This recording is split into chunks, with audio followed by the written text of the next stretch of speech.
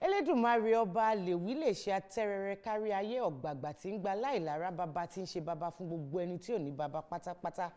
Ọba fúnni, ọba agbani, ọba ajíni, ọba apani, ọba lẹ́ni, ọba lánàá, ọba títí ayérayé kábí yín ò sí Elédùmarè. Ẹ kú dédé àsìkò yìí gbogbo ẹ̀yin olólùfẹ́ ètò Gbajúmọ̀ pátápátá lọ́kùnrin lóbìnrin lọ́mọdé lágbà nílùú Nàìjà tá a wà yìí àti ní òkè òkun. Ṣé dáadáa ni? Ọmọ yín olólùfẹ́ yín àyànfẹ́ yín Adédoyin Kúkọ̀yí, ọmọ olómi méjì, ọmọ àtẹ̀kọ̀ mọ́lẹ̀pọ̀ kan ẹ̀kan mímu ìka ìmọ̀ ọmọ aládé mẹ́rìndínlógún, bẹ́ẹ̀mi lọ́mọ àròbí ọmọ àtòrì. Ètò yìí ni mo tún mú wá lénìí. Ẹni tí ó wá bá wa lálejò olólùfẹ́ mi ni wọ́n. Ẹni tó ń wù mí láti ní gẹ́gẹ́ bí ọmọ àmọ́ tọ́lọ́run ò gbà láàyè. Ẹ ń wò pé ta ni? Ẹdún jọ bí ọba ọmọ ni. Ọbẹ̀ kìsì bẹ́ kẹ́sẹ́, ó bẹ́ wọlé alákìsà, ó sọlé alákìsà dó ní gba aṣọ. Ọ̀kan mo bèrè èjì ló wọlé tọ̀ mí wá. Ẹ̀yin náà ti mọ̀ pé bèjì ni wọ́n. Ṣọ́kùnrin ni, ṣóbìnrin ni wọ́n. Ẹ̀yin ẹ wá nǹkan fìdílé, ẹ jẹ́ á bẹ̀rẹ̀ ètò yìí. Ṣáwọn gan mo rí kí ara wọn. Ẹ wá nǹkan fìdílé bí n ṣe sọ o, ẹ jẹ́ á bẹ̀rẹ̀ ètò Gbajúmọ̀ ní pẹrẹwu. Àlejò mi, ẹ máa wọlé bọ̀.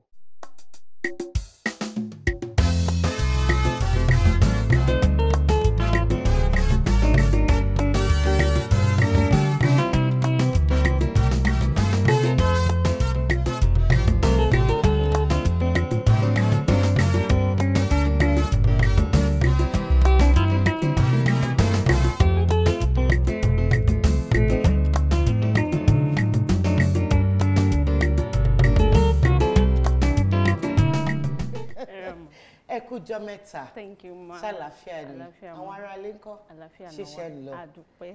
Ó yá, mo fẹ́ kẹ́ ẹ kí àwọn olólùfẹ́ yín tí wọ́n ń wò yín nílé àti lókè òkun. Mo kí gbogbo olólùfẹ́ mi nílé lóko ní òkè òkun. Orúkọ mi ni Eniola Ajao. Eniola Ajao. Ajao. Ìyẹn túmọ̀ sí pé ìbejì ni yín. Bẹ́ẹ̀ ni ìbejì. Báwo ni wọ́n ṣe máa ń kí àwọn ìbejì? Ó bá tán báyìí. Èmi Èjìrẹ́ Ẹdúnjọbí ọmọ agbórígi référéfé àti Tèjì onílẹ̀ gbalẹ̀ ọkàn bá bí èjì ló wọlé tọ̀ mí. Onínúure ló máa ń bí ẹdun ní ọmọ. Onínúure nìkan ló ń bẹ. Onínúure ni o. Àwa táàdẹ̀ wá bí ìbejì ńkọ́? Onínúure ni. Ọmọ ìlú wo ni àǹtí Eniola? Ọmọ Ẹ̀pẹ́ ni mí. Ọmọ Ẹ̀pẹ́. Ẹ̀pẹ́ alárọ̀. Ẹ̀pẹ́ alárọ̀. Ẹ̀pẹ́ ẹlẹ́ja tútù. Ẹlẹ́ja tútù. Ẹ jẹ́ ká mọ̀ bí kékeré yín ṣe lọ. Mo lọ sí primary school mi St. Michael Anglican Primary School ní Ẹ̀pẹ́. Then from there mo lọ sí Army Secondary School ní the same Ẹ̀pẹ́ náà ni. So mo wá proceed sí Yaba College of Technology for my ND. Then from there mo lọ sí University of Lagos for my BSc. Kí ni nǹkan tẹ́ wá kà ní iléèwé gíga ti tèkó? Ti Yaba Tech Accountancy, Unilag no Accountancy. Bí pé wọ́n yẹn ṣe ń ṣe ètò owó. Owó bẹ́ẹ̀ ni. Ọdún wo lẹ wá ṣe tán? Ní Unilag, Yaba Tech mo ṣe tán ní 2007, then Unilag mo ṣe tán ní 2013. Òṣèré tíátà la mọ̀ yín sí. A dẹ̀ mọ̀ pé abẹ́ ẹ̀gbọ́n wa Ọdúnládé Adékọ́lá òun ni ẹ ti kọ́ iṣẹ́. Báwo ni ìrìn àjò yín, báwo ló ṣe bẹ̀rẹ̀? ṣé ẹbí ni ẹ̀yin àti bọ̀dá Ọdún ni tí ẹ bá ṣe bí ẹ kọ́ṣẹ́ lọ́dọ̀ wọn ni ọdún mélòó lẹ lò ń bẹ̀? Yes ma, ìrìn àjò mi ní inú acting ó lọ díẹ̀ bákan because ìgbà tí mo ṣe tán ní secondary school mo wà níbì kan ní Ògùdù, mo ń gbé Ògùdù nígbà yẹn, so I was working somewhere as an account clerk fún ọmọ tó ṣe ń wá bó ṣe máa wọ school. So I now met somebody ní under ọ̀gá mi, àbúrò ọ̀gá mi ẹ̀ náà ń pè ní Adésànyà Adésínà, àwọn òkè act ọmọ produce ni.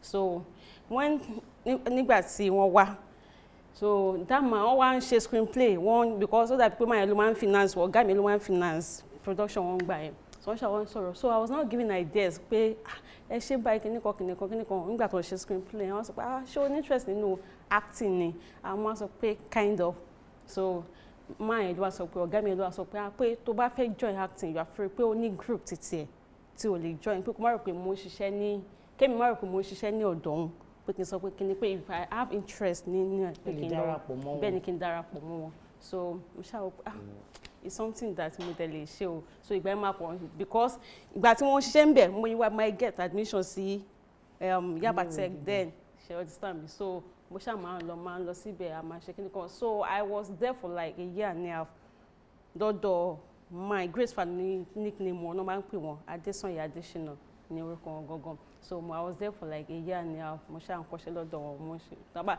because tí bá ti wà níbi iṣẹ́ ó ní èdè tó máa fi ń ṣe rehearsal wọn, so mo máa ń lọ síbẹ̀ láti náà, so I was there with him for that a year and a half, then after a year and a half mo wá get admission mo wá fi lọ sí GbajumoTV mo wá fi sílẹ̀, but ọ̀dọ̀ wọn kọ́kọ́ pé máa kọ́kọ́ join acting ọ̀dọ̀ wọn kọ́ mo sì gba form tí mo sì bẹ̀rẹ̀ tẹ́lẹ̀. ọ̀pọ̀lọpọ̀ wa mọ̀ pé bọ̀dá Ọdúnládé Adékọ́lá àwọn ni wọ́n dàbí ọ̀gá fún yín ìyẹn nídìí iṣẹ́ tíátà. Báwo ni ìrìn àjò ẹ̀yin àti wọn báwo ni ó ṣe pàdé?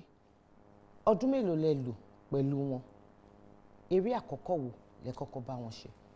Káṣá sọ wípé ìgbà tí mo padà wá fúlì mo padà wá ní 2010. Ìyẹn lẹ fi pàdé? Mo pàdé Ọdúnládé Adékọ́lá. Ọdún mélòó lẹ wá lò pẹ̀lú wọn? Ọdún bóyá bí 4 years mo lò pẹ̀lú wọn kí tó graduate pẹ̀lú wọn, so since then àwọn ló advise mi pé bí ṣe padà wá yìí, so kí n má kàn sọ pé mo kàn fẹ́ máa sọ pé mo fẹ́ máa lọ láti ibì kan síbì kan kí n wà lọ́ndà èèyàn kan, wọ́n sọ pé kí n wà ní ọ̀ndà wọn, èmi ni mo yàn láyò pé mo fẹ́ wà ní ọ̀ndà wọn, bẹ́ẹ̀ ni mo dẹ̀ ṣe join wọn lásìgbà yẹn àti ìgbà yẹn mo ti wà lọ́dọ̀ wọn dé sí. Eré wo lẹ wá kọ́kọ́ kópa nínú ẹ̀? Eré tí mo kọ́ kópa pé wọ́n pè mí síṣẹ́ wọ́n pè ní Tani Ọlọ́run. Talent tó ní eré yẹn? Ọdúnládé Adékọ́lá. Ṣé tí mo kọ́ kópa nínú acting? Bẹ́ẹ̀ni. Níjọ ìgbà ìmọ̀ ní 2005 la ṣe. Ipa wo lẹ kó nínú Tani Ọlọ́run? Mo ṣe àbúrò Kevin Ikeduba, Madam Ṣàgé ló ṣe ìyá wa nígbà yẹn. Báwo lẹ ṣe wá ṣe lè jọ méjèèjì pọ̀ nítorí lẹ́ẹ̀kan ẹ ní ẹ ń lọ síléèwé ẹ dẹ̀ tún kópa nínú iṣẹ́ tíátà, báwo ni méjèèjì yẹn báwo ló ṣe rọrùn sí? Part-time ni mo ṣe ní Unilag, so kò fi bẹ́ẹ̀ affect acting mi ṣe ọ̀sán mi Saturdays lẹ́nu a máa ń lọ, so kò really affect àti pé mo jẹ́ èèyàn kan tí ó free tí mo bá ti dé school mi ò kí ń ríra mi bóyá bí actress àbí kìnní kan because it just have to be. Ṣé mo lè sọ Yorùbá ẹ má bínú? Ẹ lè sọ Yorùbá. Ṣé mo lè sọ òyìnbó? Ẹ sọ díẹ̀díẹ̀ àmọ́ kẹjẹ́ kó jẹ́ tí mo gbọ́ torí mi ò fi taratara gbóyìnbó. Bẹ́ẹ̀ ni. Ẹ sọ ṣégẹ̀ ẹ má bínú. Òbí tí ó ṣa owó jọ tó rán ọmọ lọ sí iléèwé tẹ́ lọ kọ́ nípa bí wọ́n ṣe ń ṣe ètò owó. Bẹ́ẹ̀ni.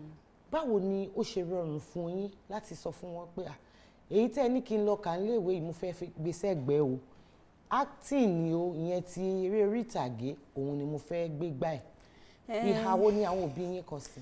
Àwọn òbí mi wọn ṣèyàn tó yẹ pé wọn sọ pé dandan nǹkan báyìí ló tó bá ti lọ sí school tó ti mọ nǹkan tó ń ṣe tán dẹ̀ mọ̀ pé ọmọ àwọn kì í ṣe ọmọkọ́mọ o lè ṣe nǹkan tó bá wù ẹ́ but ìwọ ṣáà ti lọ síléèwé kó ti lọ school kó dẹ̀ mú nǹkan tó ń ṣe ní òkúkúdùn. Ìgbà tí mo sọ wọn pé mo ní interest nínú acting wọ́n sọ pé kí n ṣáà parí ìwé mi but àwọn náà mọ̀ pé ọmọ táwọn ń bí mi kì í ṣe ọmọkọ́mọ mo wà bold láti sọ bẹ́ẹ̀ so wọn mọ̀ wípé tí bá lọ sínú acting mo fẹ́ ṣe yẹn gangan fún ara mi ní dójú tì mi ò ní dójú tì àwọn ṣáà lọ sílé ìwé ẹ̀ kó gba certificate tó dá jáde lẹ́hìn lè wá ṣe nǹkan tó wù ẹ́ lẹ́yìn. Gbajúmọ̀ lètò ètò ní Gbajúmọ̀. Àǹtí Eniola, àwọn olólùfẹ́ yín ní àwọn ní ìbéèrè tí àwọn fẹ́ bi yín àwọn tó ní ìbéèrè ní àwọn tó dẹ̀ fẹ́ kí yín náà àwọn yẹn náà wà abala yẹn la fẹ́ wọ̀ ní ìsìn ẹ ní kí lorúkọ abala náà. Kí lorúkọ ẹ. Ẹ ṣe ojú abẹ ṣó yá ká sojú abẹ ń kò. Ẹ lè sọ. Ẹ jẹ́ àsojú abẹ ń kò. Orúkọ mi ni Tèmítọ́pẹ́, mo ń sọ̀rọ̀ láti ìlú Ilé-Ifẹ̀. Ìbéèrè mi sí Eniola Ajao ni pé kí ló dé tó jẹ́ pé inú fíìmù Ọdúnládé Adékọ́lá nìkan ni wọ́n ti máa ń kópa, kàn ṣàlàyé fún mi. Mi ò kópa nìkan nínú fíìmù Ọdúnládé Adékọ́lá, àwọn èèyàn máa ń pè mí síta bọ́ torí pé ọ̀gá mi ni Ọdúnládé Adékọ́lá, ọ̀dọ̀ wọn ni wọ́n ti mọ̀ mí bí actress nínú iṣẹ́ tá à ń ṣe yìí. So most of iṣẹ́ wọn ni máa ń wà níbẹ̀ òun ló ṣe dàbí pé bóyá fíìmù wọn nìkan ni máa ń ṣe bó máa ń ṣeré káàkiri máa ń ṣeré níta náà. Ìbéèrè wá láti ọ̀dọ̀ ìkan náà àwọn olólùfẹ́ yín Kẹ́hìndé Ọlálékan ó ní pé ṣé ìbejì yín náà ṣé òṣèré tíátà ni. Ìbejì mi ò kí ń ṣe òṣèré tíátà báńkà ni ìkejì mi. Ẹ nífẹ̀ẹ́ owó lọ́dọ̀ yín ṣáá ẹ̀yin lọ ṣe bí wọ́n ṣe ń ṣètò owó àwọn ń ṣe bí. Àbí owó yìí náà ni. Lẹ́yìn owó náà ni. Owó ni o. Ẹni yìí Kẹ́mi Adélájà ó kí yín ó ní àwọn nífẹ̀ẹ́ yín gan wọ́n máa ń gbádùn àwọn ipa tẹ́ máa ń kó nínú eré wọ́n wá ní pé kí ni àwọn àjọṣepọ̀ tó wà láàárín ẹ̀yin àti àwọn sàwáwù yín nídìí iṣẹ́ tíátà. Mo ní àjọṣepọ̀ tó dánmọ́rán pẹ̀lú everybody. Iṣẹ́ wa yìí èèyàn ní láti ní ìtẹríba kó lè lọ síwájú. Àwọn tí wọn ò tó yàn gan wọ́n máa fẹ́ kó torí pọ́n ti wà ń bẹ̀ síwájú ẹ̀ wọ́n máa fẹ́ kó tán mọ̀gbà tó dé gan wọ́n máa fẹ́ kó tẹríba fáwọn kò ń ṣe nípa àǹtí but nǹkan tó ń pè ní respect. So èyàn téèyàn bá fẹ́ lọ síwájú èyàn ní wo gbogbo ìyẹn èyàn máa mú everybody ó máa kó everybody mọ́ra ó máa bá wọn ṣe ni mo ní àjọṣepọ̀ tó dán mọ́rán pẹ̀lú everybody. Ẹni yìí náà ó béèrè pé ó ti tó eré mélòó tẹ́ ti fi owó ara yín gbé jáde ẹni tó béèrè yẹn jẹ́ Sunday Ọlálẹ́yẹ. 3 ni mo. Ẹ dárúkọ wọn. Production mi àkọ́kọ́ òun ni Dáramọ́lá, ẹlẹ́ẹ̀kejì Ẹ̀rín Òní, ẹlẹ́ẹ̀kẹta Eniola. Orúkọ yín lẹ fi gbé yẹn jáde. Eniola. Àwọn eré iṣẹ́ yìí lẹ máa ń kọ wọ́n fúnra wọn àbí ẹ máa ń sanwó fún ẹni tó máa ń bá yín kọ wọ́n. Mi ò sanwó fún ọ̀gá mi ló kọ gbogbo ẹ̀ fún mi. Bọ̀dá Ọdúnládé àwọn náà kọ gbogbo ẹ̀. Àwọn nǹkan wo ni àǹtí Eniola máa ń wò kí ẹ tó gba ìwé eré? Iṣẹ́ wa yìí níbi tó ń lọ èèyàn kan lè máa ṣe irú wá ògiri wá kò ní gbèyàn débi kankan èèyàn ní láti wo story yẹn dáadáa pé ta ni àmì kí ni ìtàn yìí kí ló fẹ́ kọ́ àwọn èèyàn kí ni nǹkan tó sorí kọ ṣé nǹkan tí bá kópa ń bẹ̀ ṣé nǹkan tí àwọn olólùfẹ́ mi tó máa kí ni benefit tí wọ́n máa kẹ́kọ̀ọ́ láti díẹ̀ pé tí n bá kópa nínú ṣé nǹkan tí àwọn olólùfẹ́ mi tó máa kó ẹ̀kọ́ nínú ẹ̀. Mo máa rò wípé ṣé tí n bá gba story tí n bá ṣe àwọn olólùfẹ́ mi tó ń wò mí níta bí àwòkọ́ṣe ṣọ́ máa kọ́ ẹ̀kọ́ níbẹ̀ àwọn nǹkan tí máa ń wò ní ẹ̀kí tó gbà. Kí ni nǹkan ẹyọ kan tí àǹtí Eniola ò lè ṣe nípa kíkópa nínú eré? Èmi ò lè kópa nínú eré láì wọ nǹkan kan àbí ṣíra sílẹ̀ kò sí owó tó fẹ́ fún mi o bó jẹ́ trillions mi ò lè gbà o torí pé mo fẹ́ ṣíra sílẹ̀ láéláé mi ò lè ṣe mọ́. Gbogbo ẹ̀yin olólùfẹ́ àǹtí Eniola Ajao ọ̀rọ̀ lẹ ti ń gbọ́ láti ẹnu wọn yẹn olólùfẹ́ yín ni wọ́n gẹ́gẹ́ bẹ́ẹ̀ yín náà ṣe sọ ṣé wáyé ní àwọn ìbéèrè míì tẹ́ fẹ́ bi wọ́n nọ́mbà àti àdírẹ́sì kan hàn ní ọwọ́ lọ́wọ́ báyìí yẹn ní ojú amóhùnmáwòrán yín òun ni kẹ́ máa fi àwọn ìbéèrè kẹ́ máa fi ránṣẹ́ sí Gbajúmọ̀ lẹ́tọ̀ ètò ní Gbajúmọ̀. Ẹ ẹ̀yin tèmi báwo ni o ṣe wà? Orúkọ tèmi ni Olúwaṣeyẹ̀dùn aka Ẹ̀jànlá aka ọmọ tó ń sọ. Gbajúmọ̀ lètò ètò ní Gbajúmọ̀, kẹ́ máa wo Gbajúmọ̀ pẹ̀lú Dòyìn Kúkọ̀yí. Don't touch that dial. Wow. Aunty Eniola. Yes, ma'am. Abala tí a fi ń dára wa lẹ́kọ̀ọ́ nípa èdè ìṣe àti àṣà Yorùbá òun ló kàn ní ìsìn. Ẹ̀rí tí mo náwó sí iwájú báyìí. Bẹ́ẹ̀ni mo rí. Ó ṣàtìyé yín. Ṣùkú tó wà níwájú èmi àti èyí ìbéèrè 10 ọ̀tọ̀ọ̀tọ̀ ló wà nínú ẹ̀. Okay, ma'am. Ẹ ní àǹfààní àti mú 3. 3 tẹ́ bá mú yẹn òun ni èmi máa bí yín ẹ̀dẹ̀ máa dá àwọn olólùfẹ́ yín lóhùn. Abala ṣó láyà òun ló kàn ní ìsìn. Aunty Eniola ṣe láyà. Ṣé mo láyà?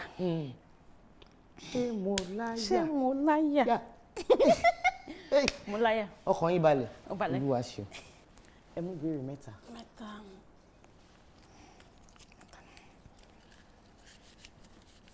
Àmín, àmín, àmín. Mo gbọ́dọ̀ gbà ni. Àmín, àmín. Torí tẹ́ ẹ bá gbà bọ́tò ló yẹ kí n fún yín. Ẹ máa fún mi plain after that one. Tẹ́ ẹ bá gbà. Eh. Ìbí fún yín kankan. Ìbéèrè 10 tó jẹ́ àkọ́kọ́. Gbogbo igi ló ń wọ́wé. Ṣápátì ò fìgbà kan wọ́wé. Kí ló ń jẹ́ ṣápátì? Gbogbo igi ló ń wọ́wé. Ṣápátì ò fìgbà kan wọ́wé. Kí ni ṣápátì? Hey. Igi náà ni o. Igi. Olúwa o. Wọ́n ní ṣé mo láyà mo ní mo ní. Ẹ̀yin ẹ sọ bí ẹ máa rùn. Mo láyà, mo láyà, mo láyà. Mo ò gbàgbé. Oh my God. Mi náà ìdí àfọ̀. Igi ọ̀pẹ òun ni wọ́n ń pè ní ṣápátì. Igi ọ̀pẹ. Ẹ̀yin náà dẹ̀ mọ̀ pé igi ọ̀pẹ kò kí ń wọ́wé. Bẹ́ẹ̀ ni. That's true. Ìbéèrè 7 tó jẹ́ ìkejì. Kò ní kó wọlé ahoro bá ń sá. Ọmọ àjànàkú gorí ìtàkùté. Ó jẹ, ó mu, ó yán, ó sùn. Bẹ́ẹ̀ tàkùté ò lè mu. Kí ni? Bẹ́ẹ̀ tàkùté ò lè mu. Ibi tó láyà dé. Tó láyà dé. Ó jẹun bẹ̀, ó sùn bẹ̀, ó mu bẹ̀, ó yán. Bẹ́ẹ̀ tàkùté ò lè mu. Ọmọ nílé. Ilé ibo. Ọmọ nílé ni. Tàkùté lè mọ ọmọ nílé. Páńpẹ́ gan mọ́ ọmọ nílé. Ẹ jọ̀ọ́, ó yán ó sùn ó ṣe gbogbo ọmọ nílé ni. Ibi tó láyà dé. Àwọn ló máa ń jẹ káàkiri nílé. Olúwa o. Bẹ́ẹ̀ ni. Ìtàkùn. Ìtàkùn. Oníkẹ́rin má gòkè ọ̀sán. Oh my God. Èèrà. Èèrà. Bẹ́ẹ̀ ni. A ní bẹ́bí tí ò pé èèrà á fẹ̀yìnfẹ́ lẹ́yìn. Mo dẹ̀ ti fẹ́ gbà díẹ̀ lóko. Ẹ ti fẹ́ sọ. Aunty Eniola ìbejì ò máa ń parọ́. Ìbéèrè 4 tó wá jẹ́ ìkẹta. Kò rówó ra òwú débi tí ó ra àtùpà. Bẹ́ẹ̀ sì ni ojoojúmọ́ ló ń tanná alẹ́. Kí ni? Ojoojúmọ́ ló ń tanná alẹ́. Kò rówó ra òwú débi tó máa ra àtùpà. Bẹ́ẹ̀ ni ojoojúmọ́ ló ń tanná alẹ́.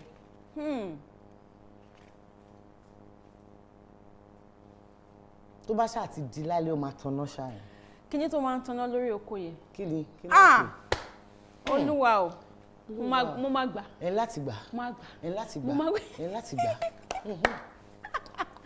Ó máa ń tanná lórí oko lálẹ́ báyìí. Kí ni wọ́n pè é? Ẹ gbà mí o. Síbi tẹ́ lè wo ojú mi ni kẹ́ máa wò. Kí lẹ wí? Èmi ni kẹ́ máa wò ni. Èmi ni kẹ́ máa wò.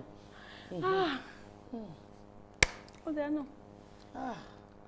Ẹ rò dáadáa o tí n bá ti sọ èsì ní tí ẹ má ní mo fẹ́ sọ yóò lè bí mi nù. Tọmọnà. Tọmọnà.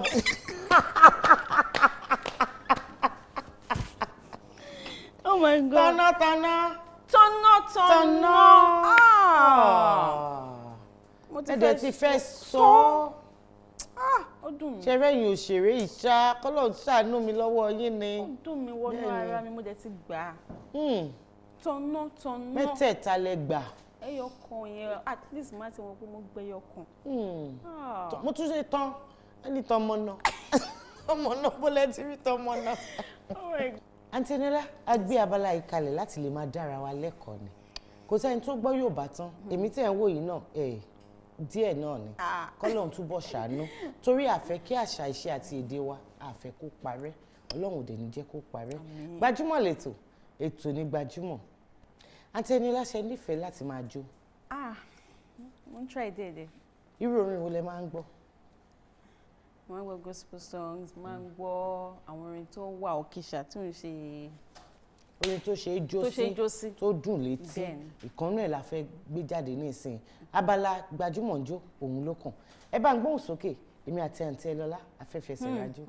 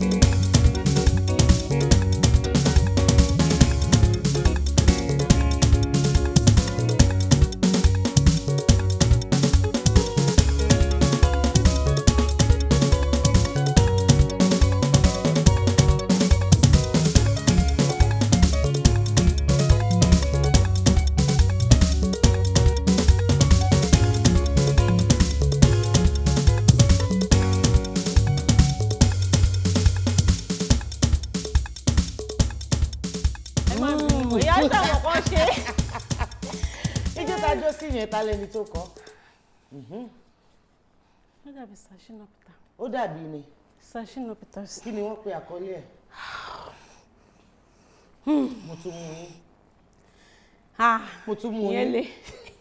Experience òun ni wọ́n pè. Experience. A dúpẹ́ pé a pè yín Àǹtí Eniola ẹ jẹ́ wa níhò.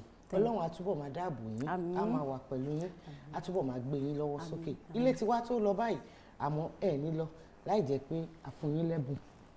Láti ọ̀dọ̀ olóòtú àgbà ètò Gbajúmọ̀ àti iléeṣẹ́ April Ventures Limited, wọ́n ní ká fún yín lẹ́bùn níbẹ̀. Nínú ẹ̀, ẹ̀bùn wá láti iléeṣẹ́ Mikwa Enterprises tí wọ́n ń ta àwọn purse, àwọn bags tó jẹ́ pé ojúlówó ni àwọn náà wọ́n ní ká fún yín. Ẹ̀bùn wá láti iléeṣẹ́ Dúpẹ́ Cosmetics tí a mọ̀ sí Alájà Shine Shine, àwọn náà wọ́n ní ká fún yín. Ẹ ṣeun gan. MTN àwọn náà ò gbẹ́yìn o, wọ́n ní pé ká fún yín lẹ́bùn. Ẹ dúpẹ́ lọ́wọ́ wọn. Mo dúpẹ́ lọ́wọ́ gbogbo iléeṣẹ́ tó fún mi ní ẹ̀bùn. Òkè òkè lẹ máa lọ ẹni rẹ̀ láéláé ní orúkọ Jésù. Àmín. Kí lẹ wá ní sọ fáwọn olólùfẹ́ yín tí wọ́n wò yín rí? Ẹ̀yin olólùfẹ́ mi, ẹ ṣé o, ẹ kú gbogbo gbà, ẹ kú ìfẹ́ o.